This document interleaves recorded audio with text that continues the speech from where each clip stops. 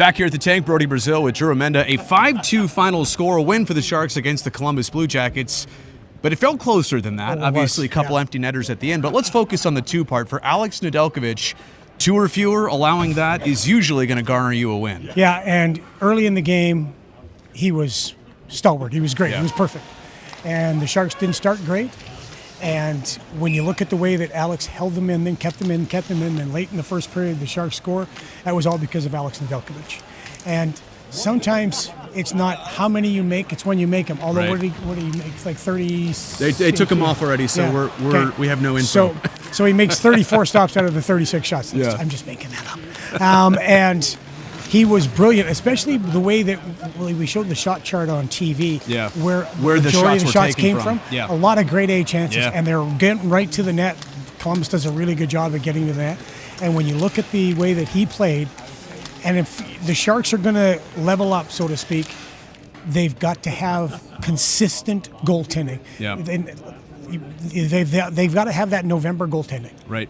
And so Alex was fantastic, and the other thing is, well, we'll just let you get to it. But the great thing about this game was, it wasn't the usual suspects. I totally. I was just about to say, look who scored. Yeah. You got a Reggie scoring, a Wenny scoring, a Chucky scoring, Zach Ostapchuk. Yeah, I got that. Yeah. I And then Mario and Mac with the empty netters. I think you had every Sharks Olympic representative, and obviously Regenda. We'll talk about him next. Yeah. Might be the next Olympian. He will be. Yeah. For Team Teal. So Pavol Regenda, 5 games in the NHL this year, 6 goals. Yeah.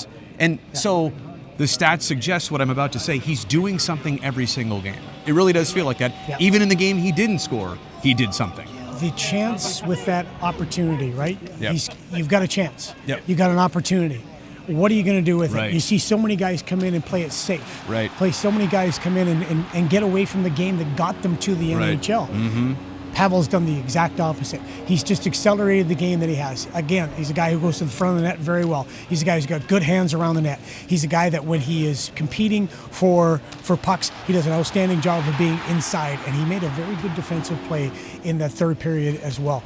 So he's getting the opportunity, and he's making it work, and for him, that's led to the 6 goals, but has also led now to another addition to the depth of the offense, and the Sharks need that.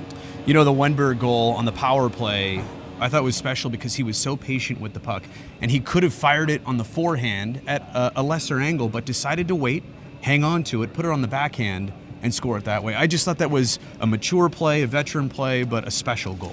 The other aspect of that goal is Macklin celebrating. First of all, you got traffic in the front from Foley. He releases in the front. Right. Macklin comes in. He goes to the net.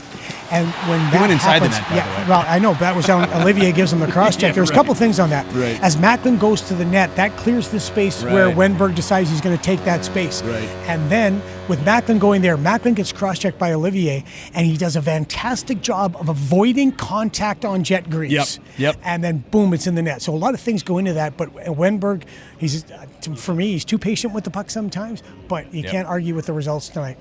The Zach Ostapchuk goal made it 3-1. Now, the game got a lot more interesting being 3-2 shortly after that, so that was a critical goal. Again, Sharks had a couple empty netters to pad the scoring a little bit, but good for Chucky, a player who we know the Sharks are pretty deep right now, forward-wise and contribution-wise, and wanted to make his mark on the breakaway. Sharks pushed the puck up the ice. Made a defensive gem play. He's in the right position in the defensive zone. Yep. I always say, I steal it from coaches. Coaches always say defense sets up your offense. And he's in the right position. He makes the play and blocks the pass, and then he goes. 6'4", 200 and whatever he is, and he is gone, and nobody's catching him, and finishes beautifully. I love the fact, too, that line was so important for the Sharks. Even after the fight against Olivier, where without a doubt it's a TKO for Olivier. Ryan comes back, and that third period, when they needed shifts, when they needed the momentum to start going their way, without a doubt, that fourth line provided it, and Zach with that big punctuation mark at the end. Hey, final closing thought on. You probably hate that final closing thought.